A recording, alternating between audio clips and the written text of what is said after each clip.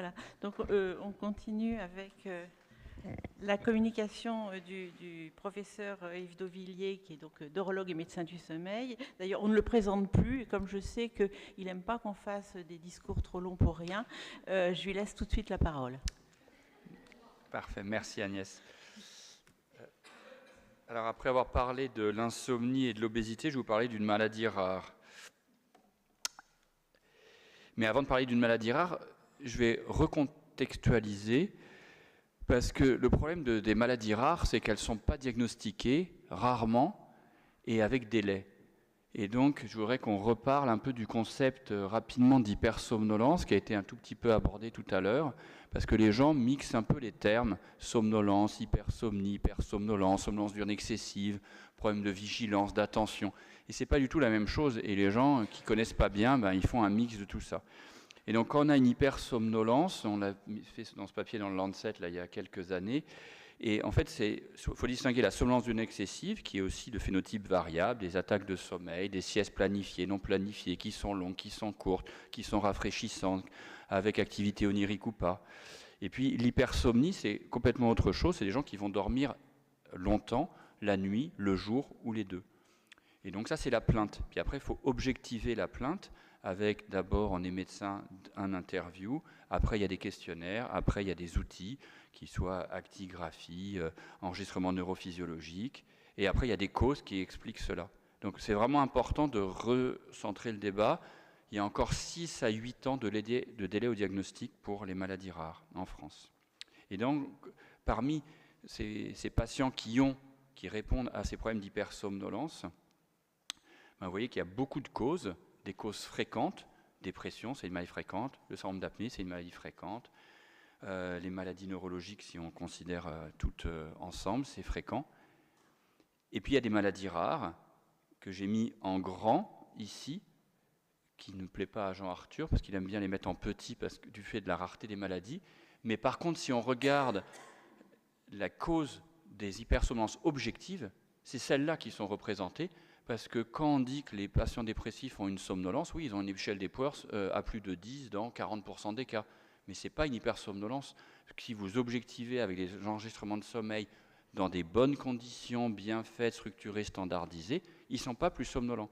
Que ce soit des TIL, que ce soit des enregistrements de 24 heures. Alors après, il y a des gens en population générale qui ont une somnolence aussi, et les longs dormeurs, ça existe. Mais l'association est quand même pareil, causalité, association, c'est pas pareil. Donc toutes ces maladies, sauf les narcolepsies, hypersomnie idiopathique et autres, sont rarement associées à une somnolence diurne objective ou une hypersomnie objective. Et donc la narcolepsie de type 1, orexine déficiente, c'est une maladie donc rare. C'est à peu près 5-6 000 patients diagnostiqués en France, alors qu'on devrait en avoir à peu près 15-20 000. Et c'est un tiers qui sont diagnostiqués. Donc c'est pour ça qu'il faut faire un effort en ce sens. Et on a pu montrer depuis 25 ans que c'est lié à des neurones, 80 000 neurones dans le cerveau, c'est pas beaucoup, sur 100 milliards de neurones que l'on a, qui synthétisent plus la protéine d'intérêt orexine. Et les gens ont fait un amalgame il y a 25 ans, et c'était vrai aussi, parce que c'était très associé. Quand on a une narcolepsie avec cataplexie, on a des taux bas. Et je vous montre ce papier qu'on avait déjà fait il y a 20 ans, vous voyez, en 2007. Il y a un pointeur là qui marche. J'aime beaucoup ce diapo parce qu'elle est encore vraie, et quand on publie des choses 20 ans après, c'est encore vrai, c'est intéressant. Et donc, quand il y a une narcolepsie avec cataplexie, vous voyez qu'il y avait à peu près 10-15% des cas qui ont des taux qui ne sont pas effondrés. Et puis effondrés, ça veut dire quoi? Il y a des gens, ils ont des taux indétectables, d'autres, ils en ont 60, 80. Et puis les narcolepsies sans cataplexie, vous voyez que c'est difficile à prédire. Nous, dans notre expérience, c'est 20 à 30% qui ont des taux bas. Et puis les narcolepsies atypiques, je voulais vous montrer des vidéos, mais je n'ai pas pu parce qu'on ne pouvait pas mettre de clé ni avoir son propre ordinateur. Et les gens, nos anciens étaient meilleurs que nous sur le phénotypage. Il y a 100 ans, quand ils décrivaient les maladies, ils avaient surtout de la phénoménologie, de la sémiologie, et ils décrivaient mieux qu'on le fait actuellement. Mais là, ils se trompaient, parce que perdre sa force musculaire en lien avec une émotion, ce n'est pas la cataplexie. Et donc, après, il y a d'autres paramètres qui doivent être pris en compte, comme la durée des épisodes, le côté bilatéral, le côté rostrocaudal, où est-ce que c'est localisé la perte du tonus musculaire. Donc, on a pu affiner un petit peu ça. Et donc, ce qui est très important pour la compréhension de la régulation du sommeil, c'est que ces études faites d'abord chez le chien, hein, le Doberman narcoleptique, puis après chez l'homme et autres, et puis là, des études neurobiologiques ont permis de mieux comprendre la régulation du sommeil. Grâce à une maladie rare, on a permis de mieux comprendre la régulation du sommeil. Et donc très schématiquement, pour ceux qui ne sont pas trop familiers, mais c'est important pour comprendre la suite, le diapo de droite, là, vous voyez que quand vous êtes éveillé, vos neurones orexines sont actifs et vont activer les noyaux monoaminergiques, donc l'histamine, le noyau tubéromamallaire, la noradrénaline, le locus coeruleus, et le RAFé qui synthétise la sérotonine. Et puis vous inhibez les réseaux du système GABAergique, de l'aire ventrale, du tegmentum, donc le VLPO. Et donc ce qui permet d'expliquer que vous êtes soit endormi, soit éveillé. Et donc ça c'est vraiment important et c'est la base de beaucoup de pharmacologie. Et vous connaissez maintenant les DORA, on n'en a qu'un en France, le daridorexant, il y a le suvorexant et le lamborexant aussi aux États-Unis.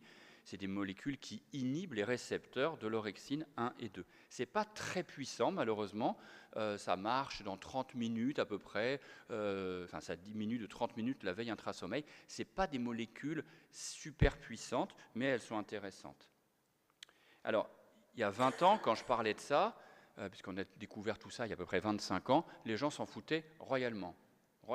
Ils disaient, qu'est-ce que ça change de voir NT1, NT2, hypersomnie idiopathique, hypersomnie atypique, hypersomnie avec une dépression, tout ça, ils sont hypersomniaques, on va leur donner du modiodal, on va leur donner du Wakix, on va leur donner de la Ritaline ou du Sunosi plus récemment. Et est-ce que c'est vraiment si important que ça de passer beaucoup de temps, d'énergie et d'argent sur le plan biologique, génétique, pour essayer de dissocier ces maladies?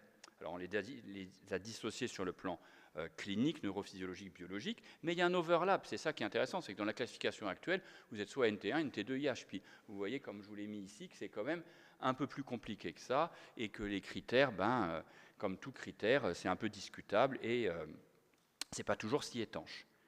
Mais ce que je voudrais, un des messages importants de ma communication aujourd'hui, c'est que maintenant, oui, il faut les différencier, et ce n'est pas que intéressant sur le plan conceptuel, théorique et intellectuel, c'est que ça change la prise en charge. C'est ça qui, pour les cliniciens qui sont moins intéressés par la recherche, mais qui sont très intéressés pour améliorer la condition de vie de leurs patients, tout le côté gauche en bleu, sévérité, pronostic, chronicité, pathophysiologie, on pourrait dire que c'était un peu intellectuel, même si je ne suis pas trop d'accord avec ça, parce que les NT2 et le IH, au bout de 5 ans, 10 ans, la moitié d'entre eux ne vont plus avoir cette maladie, et pourtant ils continueront à être traités pour rien, et parce qu'on n'essaye pas d'arrêter les traitements pour les réévaluer, mais maintenant, ça va changer la prise en charge avec les médicaments dont on va parler. Donc il y a vraiment un enjeu majeur à bien différencier ces patients. Alors la prise en charge des hypersomnolences, je vais passer vite, mais il faut identifier les causes et les comorbidités et traiter les comorbidités. On peut avoir une narcolepsie et un syndrome d'apnée et une dépression et une mauvaise stratégie de sommeil et mal dormir la nuit par exemple. Donc il y a une prise en charge comportementale et médicamenteuse, c'est obligatoire, c'est les formes les plus sévères de somnolence qui existent, donc il faut les traiter. Vous n'arriverez pas à gérer correctement vos patients sans médicaments pour ces 3 maladies. Alors on a de la chance, on a déjà plein de traitements, du Xyrem, modafinil, Ritaline, Sunosi, Wakix, je ne vais pas rentrer dans le détail, mais ce qui est très important, et c'est le message, c'est que quand on prescrit un médicament, on prescrit pourquoi, quel est le mécanisme d'action, quelle voie on veut activer. Et ça, c'est vraiment important parce que chaque médicament va avoir un mécanisme d'action un peu spécifique en fonction de la dose. Et parfois, il y a un arsenal thérapeutique où on peut associer, mais il faut connaître comment ça marche, pourquoi ça marche et si on veut associer ou pas. Et donc, ça, c'est la base de la médecine actuelle pour la prise en charge de nos maladies, encore une fois, narcolepsie type 1, type 2, hypersomnie idiopathique. Et j'aime bien le dire, et je pense que tous les gens qui font de la médecine avec ce genre de patients, il n'y a pas un médicament qui est intéressant plus qu'un autre. C'est pas « ah, j'ai une narcolepsie, on va prescrire ça ». Ça n'a pas de sens. C'est pour quel type de patient, en niveau de sa sévérité, de son handicap, si c'est de son travail, de son poids, de son âge, de plein de paramètres. Donc il n'y a pas un meilleur traitement qu'un autre. Et donc, c'était une grande introduction pour arriver à quels sont les traitements de demain. Donc on aura d'autres traitements symptomatiques, on développe des traitements histaminergiques par exemple.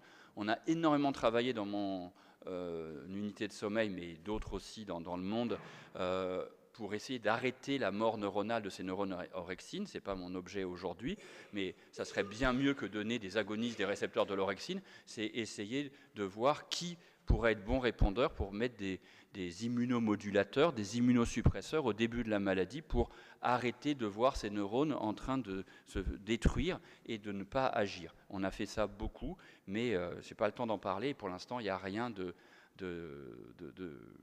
d'evidence-based pour dire que ça marche. Alors, parlons de le mal est fait, les neurones sont plus fonctionnels, il n'y a plus d'orexine, donc il faut compenser la voie, à défaut d'empêcher la mort neuronale.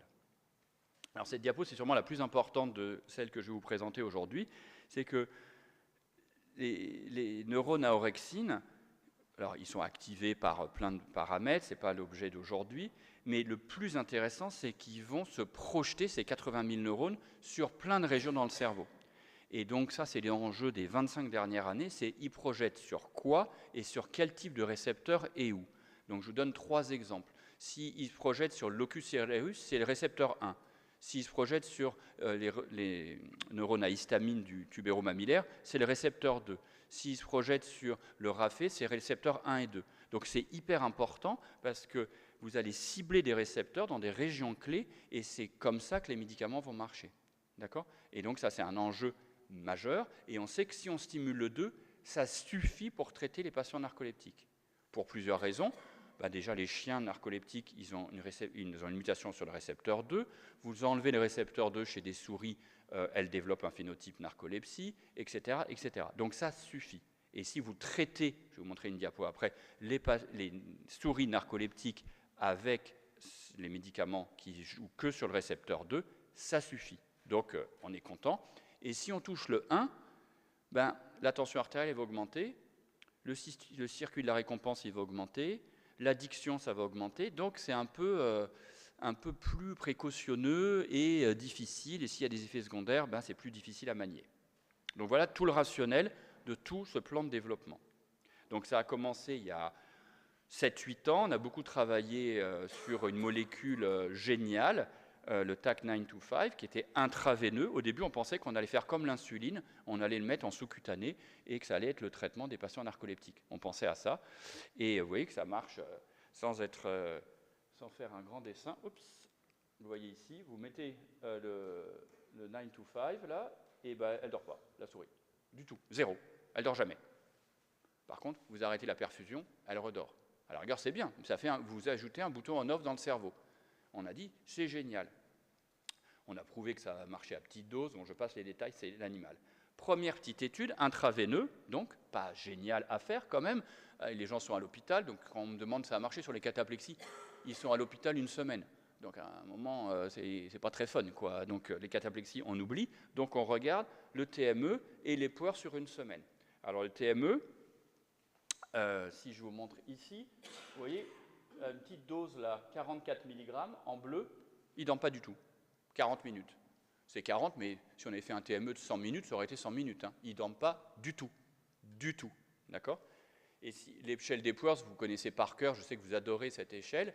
Moi, je la déteste. Et 3 points, 4 points, 5 points, on est content. D'accord ? Là, c'est 18 points.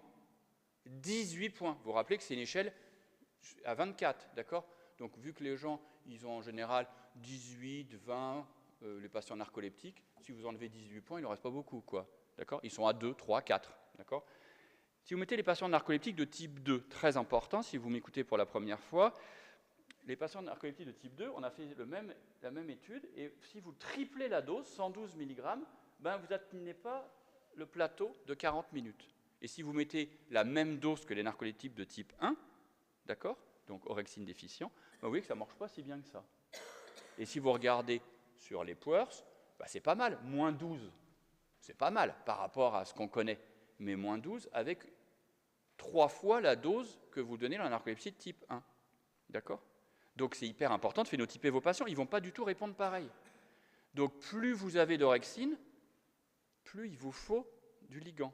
Les gens pourraient dire, bah, c'est bizarre, on aurait pu penser l'inverse. Non, parce qu'il faut combattre avec votre molécule endogène. D'accord? Alors, on a réussi, ils ont réussi, on a énormément travaillé avec Takeda à l'époque, parce que je vous dis, on pensait que ça allait être du sous-cutané, et 2 ans après, ils ont réussi à faire une forme orale, et on a fait tout un design intéressant pour prouver si ça marchait. Et c'était donc la molécule 994, qui était la molécule la plus extraordinaire que j'ai vue de ma vie. Les patients étaient guéris. Guéris. C'est pas « je vais mieux, docteur », c'est « je suis plus narcoleptique ». Ah oui, quand même. Écoutez, je suis plus narcoleptique, je fais plus de cataplexie, je me réveille, je dors même moins que mon conjoint et autres. Incroyable, une bombe. Mais comme dans toute bombe, il y a des effets secondaires. Et là, il y en a eu. Donc quand je dis une bombe, ça c'est des expériences personnelles de patients, mais si vous regardez les résultats, ben, vous voyez le test de maintien de la veille, ben, c'est à peu près 38 minutes, 40 minutes. D'accord ? Les Puers, vous voyez, il y en a 3. Et puis les cataplexies, ben, il n'y en a plus. Je vous dis, c'était extraordinaire. Mais on a dû arrêter parce que hépatotoxicité. Donc on avait prévu 21 patients par groupe, et au bout de 73 patients, on a eu 3 effets secondaires hépatiques sévères, donc on a arrêté le plan de développement de cette molécule. 3 sévères et 5 avec des transaminases à plus de 3 fois la normale, mais 3 sévères avec une hépatotoxicité conséquente, dont une hépatite fulminante. Donc arrêtons le plan de développement. Mais ce qui est intéressant, on a quand même publié ça dans le New England, alors que c'était une molécule non viable, pour montrer qu'avec 9 à 10 patients par groupe, on était déjà significatif. Donc une étude, un effect size, comme on dit, absolument incroyable. Mais bon, beaucoup d'efforts, beaucoup d'énergie, et finalement, ça ne marche pas. Ça ne marche pas dans le sens rapport bénéfice-risque. Et on est, après 3 ans de travail, en parallèle, on développait la molécule qu'on appelle Oveporexton. Celle-là, il faut rappeler du nom, parce que ça va aller sur le marché. Oveporexton, les autres, je ne vous ai pas dit les noms pour... ça ne sert à rien, parce que vous ne les verrez pas. Mais celle-là, elle va aller sur le marché très certainement. Donc voilà le papier qu'on vient de publier dans le New England. Donc c'est 5 bras parallèles. C'est intéressant parce qu'on a mis du 7 mg, mais soit c'était 2 plus 5 en 2 prises, soit 7 en 1 prise le matin. Donc on a joué avec les doses et la répartition des doses dans la journée. On a fait un truc très simple, TME, Epworth et weekly, de la fréquence hebdomadaire des cataplexies. Une étude sur 8 semaines. Donc en moyenne, les gens avaient 34 ans, à peu près autant d'hommes que de femmes. Il fallait qu'ils aient au moins 4 cataplexies par semaine et qu'ils soient HLA positifs, avec des cataplexies typiques, bien décrites, documentées qu'on demandait, et où, malheureusement, une concentration bas d'orexine. Tout le monde n'avait pas d'orexine, même si c'est important pour bien comprendre comment ça marche en fonction de la dose, mais on ne pouvait pas exiger ça dans cette étude pour le recrutement notamment. Les résultats, vous voyez que en haut, c'est le test de maintien de la veille. Vous voyez que la barre à 20 minutes, on aurait pu mettre 19 minutes, mais c'est 19,6 comme vous le savez dans le groupe de Mittler, et donc bref, ça a été mis à 20 minutes dans le New England pour la norme. Et vous voyez qu'à 2,2 mg, 2,5 mg, ça marche très bien, d'accord ? C'est significatif, quelle que soit la dose, mais ça marche d'autant mieux à la dose en 2 prises, pas la dose en 1 prise de 2 et de 2,5 mg. Si vous regardez les Puers, vous voyez, ils sont à 4, 5 à la fin de l'étude. Pour un patient narcoleptique, c'est quand même incroyable. D'habitude, je ne sais pas si vous avez trop la notion, mais d'habitude, ils baissent de 3-4 points et en minutes au TME, ils augmentent de 5-6 minutes, d'accord, avec tous les médicaments que l'on connaît actuellement. Et donc là, ça marche, quelle que soit la dose, à des chiffres quand même impressionnants par rapport à ce qu'on connaît actuellement. Si on regarde la fréquence des cataplexies, ils n'en ont pas. Ils n'ont pas de cataplexie. Vous voyez ? Alors, il y a un effet placebo important. C'est pour ça que quand on traite quelqu'un et il va mieux après qu'avant, ce n'est pas de la bonne médecine. Enfin, si, c'est de la bonne médecine, mais ce n'est pas de la bonne science, parce qu'il faut toujours ajuster sur l'effet placebo. Et sinon, si les gens vont mieux après une prise en charge, ça ne veut pas dire que c'était grâce à votre prise en charge spécifique. Et donc l'effet placebo dans cette étude, pour les cataplexies, est incroyable. Les gens baissent de 2 à 3 fois, d'accord, leur fréquence de cataplexie. Si on revient en arrière sur le test de maintien de la veille, vous voyez que c'est pas, ça ne change pas beaucoup. Très bien toléré, ça c'est intéressant, il n'y a pas d'effet secondaire hépatique. Mais 2 points. Il y a 2 effets secondaires que vous allez voir quand ce médicament, vous allez pouvoir l'utiliser. Un, c'est un effet secondaire agréable pour les patients narcoleptiques. Ils ne dorment plus. Pendant les 3 premières nuits, ils ne dorment pas non plus la nuit. Donc il faut les prévenir. Le premier soir, ils ne dorment pas. Le deuxième soir, ils ne dorment pas. Le troisième soir, ils ne dorment pas. Ah ben quand même, ils vont dire, mais est-ce qu'ils sont crevés le lendemain? Ils sont sur le lendemain? Non, parce qu'ils prennent la molécule le lendemain. Mais il y a un effet majeur d'hypersensibilité des récepteurs. Mais si vous ne l'expliquez pas, ils vont vous appeler à 3h du matin, ça fait 2 nuits que je ne dors pas, j'arrête quoi. Mais je dis, mais moi je leur explique autrement, je dis, vous avez de la chance dans votre vie d'avoir 3 jours de lire les livres que vous n'avez pas pu lire pendant 10 ans, parce que vous êtes narcoleptique, de regarder tous les films qui vous intéressent, ça va durer que 3 jours dans votre vie. Donc c'est un effet secondaire relatif qui est appelé insomnie, c'est absolument pas de l'insomnie, ils n'ont aucune plainte le lendemain, et ils n'ont pas du tout envie de dormir, ils sont en pleine forme. Donc ça, c'est pas vrai, c'est un effet secondaire rapporté, mais qui n'est pas vraiment gênant. Un qui est très gênant, oui, et c'est un effet classe, je vais vous le montrer après, c'est l'urination. Ils vont pisser tout de suite, une urgence mictionnelle, dans les 2 heures qui suivent le début du traitement. Donc il faut l'expliquer aussi, parce que s'ils rentrent chez eux et qu'ils prennent le train ou le tramway ou ils sont dans leur voiture, voilà, ça peut être une urgence mictionnelle, ça diminue un peu avec le temps, mais quand même ça c'est assez gênant et c'est un effet classe, on n'arrivera pas à l'enlever. Ça va être à peu près 50% des gens au début, et puis après ça va rester quand même 10-15% des gens qui ont un peu plus d'urgence mictionnelle que la normale. Autre point important, on n'a pas pu avec ce projet augmenter la dose comme on l'avait fait dans le 925 pour la narcolepsie de type 2, pour le problème hépatotoxicité, on ne voulait pas exposer les gens à un risque potentiel. Et la même dose pour les narcoleptiques de type 2, ça ne marche pas. On l'a reprouvé. D'accord ? C'était pour vous dire qu'il faut absolument phénotyper vos patients et pas parce qu'en France, enfin en France, partout dans le monde, il a des cataplexies, donc il est orexine déficient. Il n'a pas de cataplexie, donc il est orexine normale. Vous voyez que ça va être compliqué après parce que vous allez utiliser ce genre de molécules et vous n'aurez pas les effets rapportés. Donc ça, c'est ce qui est publié. Maintenant, je vous donne un peu, pas en avant-première, mais en deuxième, parce qu'on a rapporté ces données au congrès de Singapour il y a 2 mois, le congrès mondial, les résultats de 3 études. Donc les 2 études de phase 3 avec cette molécule, oveporexton. Donc soit ils avaient, c'était une étude un petit peu plus simple, donc ils avaient soit placebo versus 2,2 mg, soit placebo versus 1,1 ou 2,2 mg. D'accord ? C'était fait dans différents endroits dans le monde. Pareil pour les primary endpoints et secondary endpoints. Je passe vite pour vous dire qu'il y avait 170 patients dans une étude, 100 dans l'autre, et les gens étaient jusqu'au bout de l'étude pour 98% des cas, et maintenant l'étude elle est long terme. Nous on a des patients, ça fait 3 ans qu'ils sont dans cette étude, parce que ça marche bien, c'est aussi une façon de montrer que ça marche, et quand les gens veulent continuer après une étude en ouvert. Les gens étaient classiques, 30 ans. Vous voyez, ils dorment en 5 minutes au test de maintien de l'éveil en baseline, non traité, 5 minutes, et leur échelle d'Epworth, c'est à peu près à 18, 19, d'accord ? Résultat de l'étude, vous voyez que les tests de maintien de la veille augmentent de 20 minutes à peu près, d'accord ? Ils sont à 24 à peu près minutes. Donc c'est moins fort que la première étude dont je vous ai parlé, le 994, qui augmentait de 28 minutes. Là, ça augmente pour l'étude européenne. On a participé aux 2 études, mais l'autre n'avait pas d'Américains dedans, de 24 minutes. Donc il y a un petit effet dose quand même, mais le 1,1 mg, ça sera une dose d'initiation certainement. Si on regarde l'échelle d'Epworth, vous voyez que ça baisse et les gens sont à 6, 7 points, d'accord, avec un petit effet placebo quand même de 2-3 points. Donc quand vous améliorez votre Epworth, quand les gens ont 18 et après sont à 15 à la consultation d'après, le placebo fait pareil.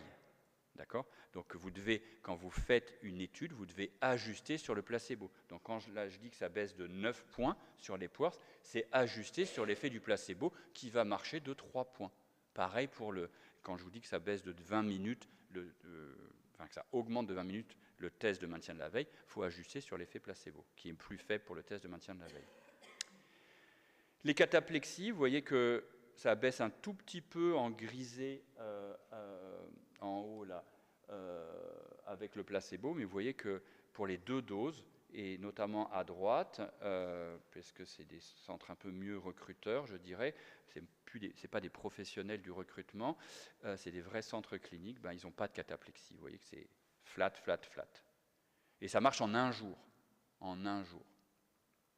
C'est-à-dire le premier jour où vous donnez le traitement, ils ne font plus de cataplexie. Donc, c'est une molécule qui, les 2 phases 3 sont positives, la phase 2 était positive, donc on a fini tout ce plan d'analyse, de développement. Il y a une dernière étude qu'on va faire en janvier, demandée par l'Europe, qui n'est pas demandée par la FDA. Donc la FDA, ils vont l'avoir l'année prochaine, le médicament. Nous, on va devoir attendre 2-3 ans, parce qu'il y a une négociation de prix et autres, et on doit faire une dernière étude pour comment on va mixer les traitements pour les gens qui sont déjà traités, qui ont de la venlafaxine, qui ont du modiodal, qui ont du Xyrem, comment on va passer de l'un à l'autre. Donc on fait une étude pour essayer de comprendre la stratégie médicamenteuse, parce que ça, c'est des gens qui étaient sevrés, c'est quand même compliqué de sevrer ces patients. Mais il y a de la concurrence, et tant mieux, c'est sain, au moins pour le prix, parce que je dis ça parce qu'il ne faudrait pas qu'on soit en seconde ligne. Les gens qui sont résistants au traitement que l'on a déjà, il faut que ça soit de la première ligne, il faut compenser le manque d'orexine chez ces patients, ça me paraît être indispensable.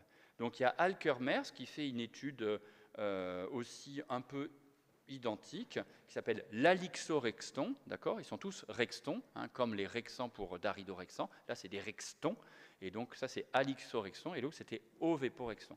Et donc ça c'est les résultats de la phase 2, qu'on va publier là prochainement, donc bras parallèles, c'est les mêmes primary secondary endpoints. Je vous montre deux résultats. Le test de maintien de la veille, vous voyez que c'est super aussi, 24, 25, 28 minutes, donc c'est absolument majeur, ça augmente de 20-25 minutes le test de maintien de la veille. Encore une fois, votre modiodal, il fait 2-3 minutes, d'accord? Le Sunosi, il fait 6-7 minutes. D'accord? Là, c'est 23 minutes. Ça normalise les gens. Si on regarde les Epworth, ben, ils sont à 4-5, d'accord? Et si on regarde le WCR, donc la fréquence des cataplexies, ben, vous voyez que c'est très faible, il n'y en a quasi pas. Fort effet placebo. Et regardez l'effet placebo aussi sur les Epworth, hein, qui est absolument important. Vous voyez, ça baisse de 4 points à nouveau. Donc vous devez ajuster sur l'effet prise en charge. Les perspectives, ben ça c'est des études à 3 mois. Donc je reviens, l'Alixorexton, phase 2, d'accord, 6 semaines. Les autres c'est phase 2, c'était 8 semaines, et phase 3, 12 semaines. Donc il faut bien faire attention, parce que le seul risque qu'on pense avec ces médicaments, c'est la tachyphylaxie. Comme beaucoup d'agonistes, le cerveau s'adapte, les récepteurs s'adaptent, il n'y a plus d'hypersensitivité, et il faut augmenter les doses pour avoir le même effet. Et là, ça devient compliqué s'il y a un effet toxique au niveau du foie, ce qu'on a vu, et c'est pour ça que les doses sont faibles. Donc c'est ce sur quoi on travaille, et on aura les résultats là, de l'étude à 1 an et demi. D'ici quelques semaines, on a déjà à peu près 150 patients dans le monde qui ont déjà 1 an et demi d'exposition à la molécule. L'effet sur le mauvais sommeil de nuit, sur l'obésité, l'humeur, la tension artérielle, tout ça c'est compliqué parce que pour 1000 raisons, les patients non inclus n'étaient pas forcément avec des problèmes à risque au début. Souvent on les exclut, des gens qui ont un problème cardiovasculaire, qui ont un problème de comorbidité, de dépression, mais c'est des comorbidités fréquentes dans la narcolepsie, donc est-ce qu'on va gérer tous les symptômes? Et ça me vient à dire que c'est là où on va peut-être pêcher un peu dans l'efficacité sur l'ensemble de la maladie, parce qu'on ne touche pas le récepteur 1, d'accord? Et le récepteur 2, il est suffisant pour traiter somnolence, cataplexie, hallucination, mauvais sommeil de nuit, mais est-ce qu'il est suffisant pour traiter tous les symptômes de la narcolepsie? Ben ça, c'est pas sûr, et on aimerait développer, on travaille, de toucher 10% à peu près de récepteur 1 et 90% de récepteur 2. C'est un petit rêve, mais on y travaille. Et puis un autre point, je ne sais pas si vous êtes au courant de ça, mais l'orexine, elle n'est pas flat du tout sur les 24 heures quand on la mesure. Alors déjà, on la mesure en radioactivité, ce qui est une connerie. Là, on est en train de passer en mass spect. Mais si vous la mesurez à 10 heures le matin, à 18 heures le soir ou à 3 heures du matin, ce n'est pas les mêmes taux. Donc, vous voyez que les taux, ils augmentent au fur et à mesure que la journée avance.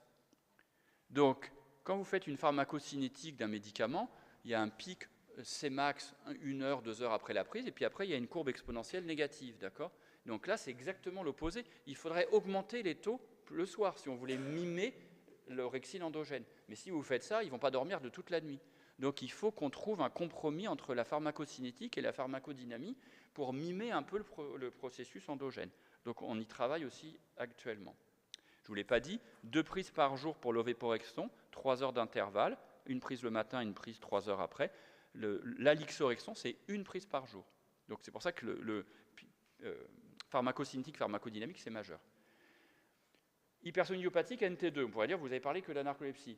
Ben, on n'a pas de data, on les collecte actuellement, mais il n'y a aucune data rapportée. Ce qu'on sait, ce que je vous ai prouvé, c'est qu'il faut des doses beaucoup plus fortes, au moins 3 fois plus fortes pour être efficace. Et il y a plein de molécules en développement. Takeda, on a une autre molécule. Moi, j'ai une dizaine de patients déjà dans cette étude. Ce n'est pas aussi striking que dans la narcolepsie. C'est intéressant, mais ça veut dire quoi intéressant? D'autres molécules sont intéressantes aussi. Et puis, ce n'est pas les mêmes paramètres à étudier. Le test de maintien de la veille, ce n'est pas une bonne mesure dans l'hypersomniopathique. Donc, il faut aussi qu'on trouve, par exemple, le long sommeil. Quand on prend les gens sur 24 heures, ça, c'est le diagnostic. Mais on ne va pas dire à des gens qu'on traite, restez 24 heures au lit, à rien faire, dans le noir, à ne pas bouger. Comme ça, on va comparer avant-après. Ils n'ont pas du tout envie de faire ça et c'est logique. Donc, il faut qu'on trouve des modèles plus écologiques pour valider l'efficacité de la prise en charge. Donc, on y travaille actuellement, mais c'est des études de phase 2. Donc, on travaille sur les paramètres et sur les molécules. Oula, ça a foiré. Donc, c'est ma dernière diapo, mais il y a eu un petit souci de print derrière. Donc, c'est pour vous dire que c'est narcolepsie et orexine, c'est 140 ans de développement. Donc, Jean-Baptiste Gélineau, 1880, 1960 les SOREM, 1984 l'association HLA, 2000 mutations de récepteurs de l'orexine ou déficience en orexine selon les espèces animales étudiées. 2014, ça va dans la classification des troubles du sommeil, NT1, NT2, et depuis 2-3 ans, on développe ces molécules, et dans 2-3 ans, elles seront sur le marché en Europe. Au moins une d'entre elles, l'ovéporexton. Et l'hypersomniopathique, vous voyez que c'est description récente. On hésite toujours, une entité, 2 entités, avec allongement, sans allongement, overlap avec narcolepsie type 2, pathophysiologie, je pourrais vous en parler des heures, mais ce n'est pas l'objectif, mais ce n'est pas aussi striking que la narcolepsie type 1. Donc en tout cas, 3 messages. Donc, mieux comprendre la biologie des hypersomnolences, oui. Mieux les diagnostiquer et traiter vos patients et faire une médecine personnalisée en fonction de la physiopathologie. Donc ne pas faire un mix de la somnolence, l'hypersomnie, tout ça c'est pareil, on leur donne du modiodal, du Wakix, du machin. C'est fini, ça c'est old school. Précisez le phénotypage de vos patients pour une meilleure approche, pour une meilleure réponse au traitement. Je vous remercie pour votre attention.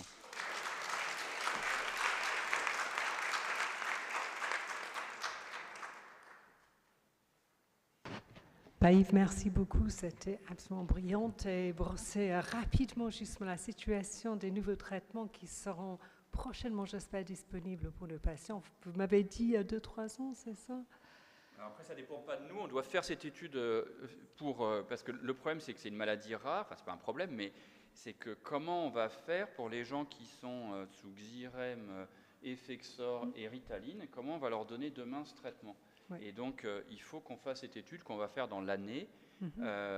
C'est une étude purement européenne parce que les Américains, ils n'en ont rien à foutre de ça. Et après, il y a négociation du prix. Et je vous rappelle que le daridorexant, ça a mis 1 an entre l'accord de l'Europe, l'EMA, et l'accord de la Commission de transparence pour négociation du prix. Et donc là, ce qui va se poser comme souci, c'est première intention versus seconde intention. Et le fait que c'est une maladie orpheline, ça ne va pas faciliter le processus éventuellement? Pour l'approbation de l'EMA, 100% oui. Oui. Pour le prix, c'est pas gagné. Est-ce qu'il y a des questions dans la salle pour Omar? Vous appuyez sur le bouton rouge. Et si ça ne marche pas, prendre celui de votre voisine. Pas sûr.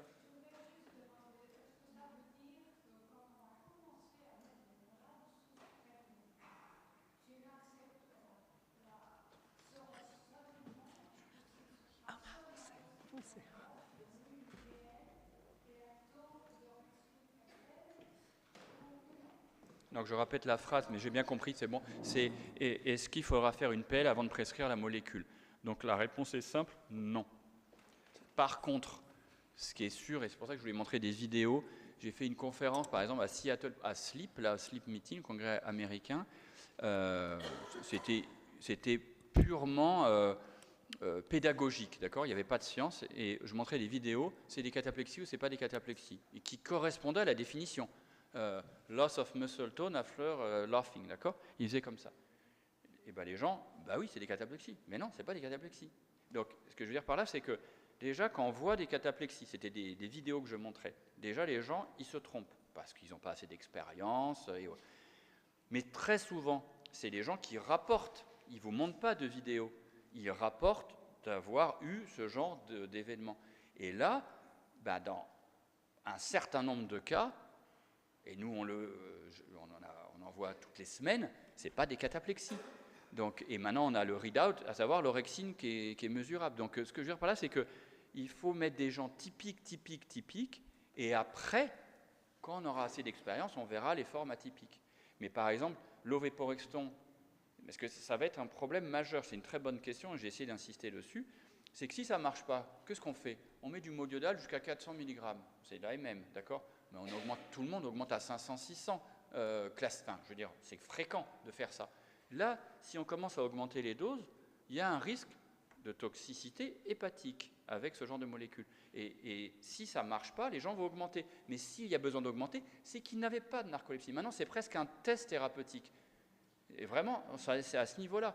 C'est un test thérapeutique tellement ça marche. En un jour, en une heure.